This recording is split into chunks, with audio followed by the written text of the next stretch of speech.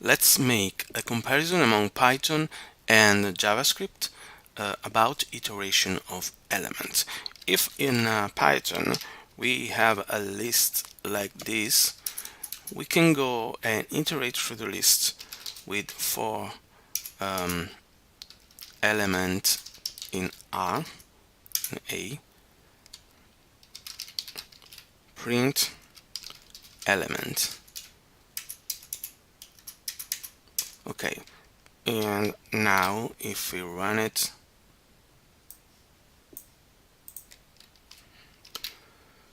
we should see 1, 2, and 3, the 3 elements of the list. Let's see how to do about the same in JavaScript. Let's open here the browser, and let's say, you can say A, or let A equal 1, 2, and 3, and then you can go A dot for each. Okay, you can do function element, and then curly brackets, close this one, and then you can console.log element, and you see 1, 2, and 3. Or you can also do this